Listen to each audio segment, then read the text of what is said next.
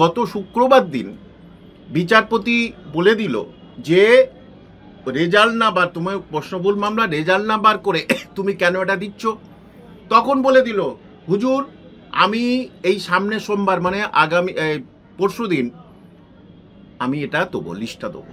আচ্ছা এটা কী করে হয়? লিস্ট তার মানে নেই, লিস্ট মানে কোনটা ঠিক কোনটা বেঠিক সেটা নেই। দেখুন কল্যাণ ব্যানার্জি ওখানে গিয়ে পরিষ্কার বললেন যে আমাকে অনেকে সহ্য করতে পারে না। আরে আপনাকে কে সহ্য করতে পারে না, কে পারে না সেটা কোর্টে এসে বলছেন। আর কি বলছেন, হুজুর আপনি যখন বলছেন তো তাহলে ওগুলোকে বাদ দেবো। এটা কোনো একটা কোর্টের কথা, একটা অ্যাডভোকেটের কথা হলো, সিনিয়র অ্যাডভোকেটের কথা। খাদ্য দপ্তরের ইন্সপেক্টর নিয়ে প্রথম বললো কিচ্ছু হয়নি, একদম হয়নি। তারপরে এই কলকাতা পুলিশ এবং বেঙ্গল পুলিশ বিভিন্ন থানা থেকে রিপোর্ট জমা দিল যে এতজনকে অ্যারেস্ট করে তাদেরকে কোর্টে প্রডিউস করা হয়েছে। তখন বিচারপতি বললেন তাহলে আপনারা ওকে কোর্টে প্রডিউস করেছেন কেন? নিশ্চয়ই হচ্ছে ওর ভিতরে প্রশ্ন পাওয়া যে হ্যাঁ পাওয়া গেছে। স্যার একেবারেই একদিকে যেমন এসএসসি দাগিরা পরীক্ষায় বসছে, ইন্টারভিউ লিস্ট বেরোচ্ছে, অন্যদিকে একবারে প্রাইমারি টেটে একাধিক প্রশ্ন ভুল, তারপরেও বিজ্ঞপ্তি বেরোচ্ছে। আপাতত শিক্ষা কাঠামোটা তো ক্ষতিগ্রস্ত হচ্ছে কোথাও না কোথাও। একেবারে একমত। যেখানে 2017, 2022, 2023-এ সব মিলে এদিক ওদিক করে 46টার মতো প্রশ্ন বলে অভিযোগ। এখন সেটা বারবারই কিন্তু কোর্ট বলেছে ওইটার রেজাল্ট বার করো, রেজাল্ট বার করো, রেজাল্ট বার করো। কত লাস্ট পর্যন্ত কটা ভুল কটা ঠিক সঠিক দাও, দিল না। ঠিক কয়েকদিন আগে বার করে দিল যে 16 তারিখ থেকে বার করে দিল যে করো, সব ফর্ম ফিল আপ হবে। এখন তখনই কেস উঠল। ঠিক গত শুক্রবার দিন বিচারপতি বলে দিল যে রেজাল্ট না বার, তোমার প্রশ্নভুল মামলা রেজাল্ট না বার করে তুমি কেন এটা দিচ্ছ। তখন বলে দিল হুজুর আমি এই সামনে সোমবার মানে আগামী পরশু দিন আমি এটা দেবো, লিস্টটা দেবো। আচ্ছা এটা কী করে হয়? লিস্ট তার মানে নেই, লিস্ট মানে কোনটা ঠিক কোনটা বেঠিক সেটা নেই। তাহলে বলছে এই শুক্রবার দিতে পারলো না, বলছে আমি সোমবার দেবো। তার মানে এসএলএসটিতে যেমন জট পাকিয়েছে নিজেরা, এই স্কুল সার্ভিস কমিশনে ইচ্ছা করে জট পাকালো যাতে কেসটা হয়, অর্থাৎ নিয়োগ করবে না। 13,421 শূন্য পদে নিয়োগ করবে না, এটা একেবারে নিশ্চিত। যা দেখছি, যা কথাবার্তা বা যা পদ্ধতি শুরু করেছে এত বছর ধরে, তুমি সেটার এখনো ঠিক করতে পারলে না কোনটা ঠিক আর কোনটা ভুল। এখন বিচারপতি বলেছেন সবাইকে নম্বর দিয়ে দেওয়া হবে, কিন্তু যদি বলে যে এটা যেমন ছিল তেমন, তখন তো আবার কেস হবে। সুতরাং এইরকম কিছু ওর ভিতরে ভুলভ্রান্তি রেখে দেবে বলে আমি মনে করি, যাতে এই প্রক্রিয়া আরও পিছিয়ে যায়, আবার কেস হয়, আমাকে আর নিতে হলো না, ভালোই হলো, ইলেকশন এসে গেল, মেরে কুটে জিতে গেলাম, ব্যাস হয়ে গেল। কিন্তু স্যার এই যে একের পর এক দুর্নীতি, এসএসসিতেও দেখলাম দাগিদের নাম একেবারে লিস্টে রয়েছে, সুপ্রিম কোর্ট তো সেটা বলেনি। অন্যদিকে কল্যাণ ব্যানার্জি বলছেন যে ফিজিক্যালি ডিসেবল বলে লিস্টে নাম রয়েছে। দেখুন কল্যাণ ব্যানার্জি ওখানে গিয়ে পরিষ্কার বললেন যে আমাকে অনেকে সহ্য করতে পারে না। আরে আপনাকে কে সহ্য করতে পারে না, কে পারে না সেটা কোর্টে এসে বলছেন। আর কি বলছেন, হুজুর আপনি যখন বলছেন তো তাহলে ওগুলোকে বাদ দেবো। এটা কোনো একটা কোর্টের কথা, একটা অ্যাডভোকেটের কথা হলো, সিনিয়র অ্যাডভোকেটের কথা।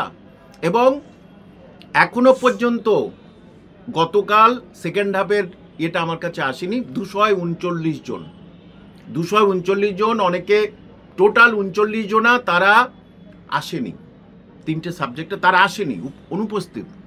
আর এই 200-র মতো তাদের হচ্ছে কি এগুলো সব ঠিক জমা দেয়নি, মানে পার্ট টাইমার সে এখানে গেছে।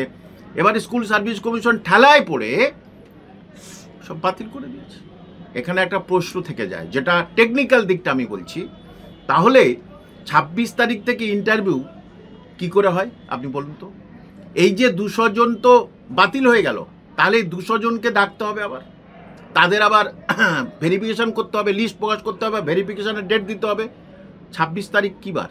এই তো 2-1 দিনের পরে তো 26 তারিখ, তাহলে ইন্টারভিউটা হবে কি করে? তার মানে এখানেও ফের আবার একটা ঘাপলাবাজি করে রেখেছে। এটা টেকনিক্যাল দিক, কিন্তু কারণ এই 200 জনকে বাদ দিয়ে কিছুতেই ইন্টারভিউ হতে পারে না, নিয়ম। 100-তে 160 জন এটা হতে পারে না।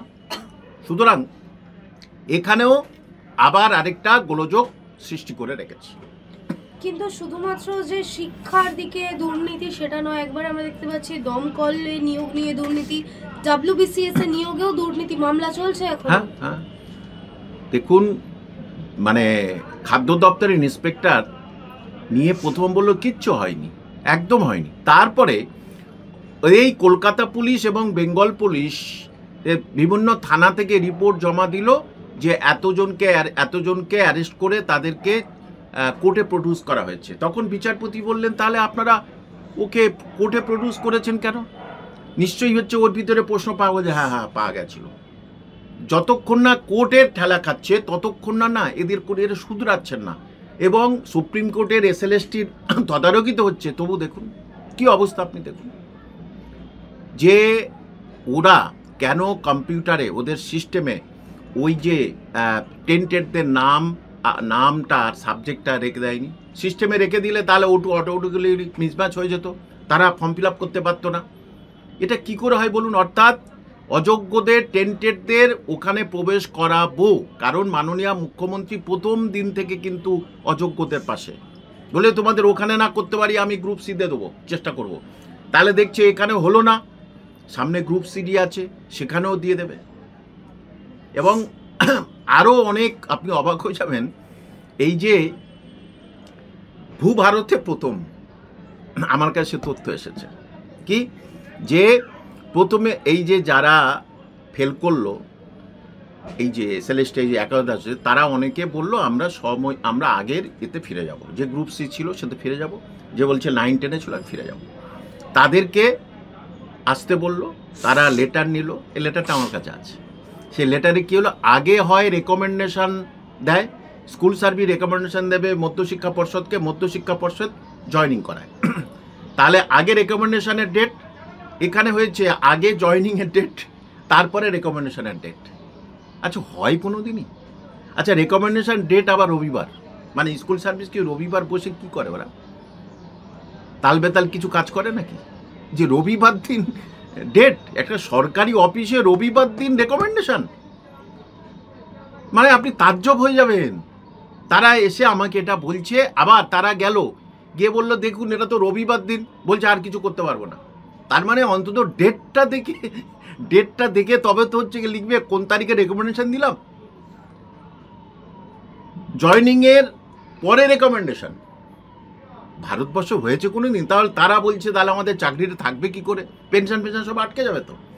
তার কত বলবো বলুন, এটা টেকনিক্যাল দিক হিসেবে আমি বলছি। রেকমেন্ডেশনটা আগে না জয়নিংটা আগে, অনেকে জানেন না, তাদের এটা আমি জানিয়ে দিলাম।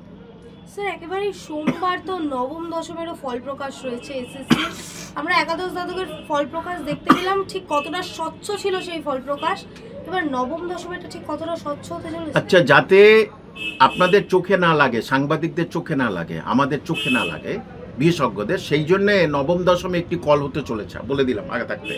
নবম দশমে শোনা যাচ্ছে আপনি শুধু আপনার রোল নাম্বারটা দেখতে পাবেন, আপনি কত পেয়েছেন। হলো, আপনার নাম আর রোল নাম্বার দিলেন, আপনি কত পেয়েছেন দেখতে পাবেন। ওই যে আপনার আগে কারা সব 10 নম্বর পেয়েছে ইচ্ছা করে সে আর দেখতে পাবেন না। এই চালটা খেলতে চলেছে সোমবার, মিলিয়ে নেবেন, দেখে নেবেন। তার মানে এবারে বলবে কোর্টে চলে যায়, হ্যাঁ কোর্টে যাক, কোর্টে গিয়ে বলবে প্রকাশ করুন প্যানেল, আবার দেরি হয়ে যাবে। তাহলে একটা মজার কথা, এখানে 31 ডিসেম্বরের পরে নবম দশমের তো বলেছে পরে হবে, আর এই 11-12 যা অবস্থা তাতে হচ্ছে কি ইন্টারভিউ হলেও ওই সময় হবে না। তাহলে এরা জানুয়ারির মাইনে পাবে কি? নবম দশম তো পাবে না। তাহলে একাদশ যাদের চাকরি করছে তারা কি এই মাইনে পাবে? আর পাবে না। সেই কলটা করে রেখেছে নবম দশমে, অ্যাডভান্স আমি বলে দিলাম এই রকম ধরনের হতে চলেছে, সোমবার দেখে নেবেন। কিন্তু বারংবার মামলা হচ্ছে, কারণ রাজ্যে দাঁড়িয়ে আমরা এই যে কোন রাজ্যে আছি, মমতা ব্যানার্জির রাজ্যে, সবাই তো জানে মানে মমতা ব্যানার্জির রাজ্যে আছি, যে যার রাজ্যে যেখানে বেআইনিটা হচ্ছে আইনি আর অনৈতিকটা হচ্ছে নীতি। এবং SIR নিয়ে পথে নেমেছেন, একবার এই নিয়ে বলুন, যারা স্যার হবেন তাদের নিয়ে কিছু কথা বলুন। এই নিয়ে কোনো কথা বলছেন না কেন? যে আবার কিভাবে বলছেন ব্রাত্য বসু যে নতুন হচ্ছে কিছু শূন্যপদ করব। হ্যাঁ। আপনার নিজের হচ্ছে কি সম্পত্তি নাকি যে নিজের শূন্যপদ করবেন? স্কুল সার্ভিস কমিশনের নিয়ম যে রিটেনের রেজাল্টের আগে আপডেটেড সিট প্রকাশ করতে হবে। তো করনি, তাহলে নতুন তুমি নিয়ে বলবে আমি ওদেরকে নেবো, আমি এদেরকে নেবো, অসম্ভব ব্যাপার। অর্থাৎ আরেকটা ক্রেস হবে। সুপ্রিম কোর্ট কি বলেছে? ফ্রেশ সিলেকশনের মাধ্যমে এদের হবে। ফ্রেশ সিলেকশন হয়ে গেছে, আর তুমি নিতে পারবে না। তার মানে যাতে এটাও চলে যায়। ব্যাপারটা কি জানেন, এই যে 25-26 হাজারের চাকরি দেবে না, এদের এই টাকাগুলো নিয়ে এই সামনে ভোট আছে না, এই যে লক্ষ্মীর ভাণ্ডারের টাকা বাড়াবে। আর বেকার যারা আছে তাদেরকে হয়তো বেকারশ্রী দিয়ে দিল, 1,500-2,000 টাকা দিয়ে দিল। এই টাকাটা এইসব খাতে ব্যবহার করবে বলে আমার মনে হয়। আর সেই জন্যই গোলযোগটা সৃষ্টি করেছে।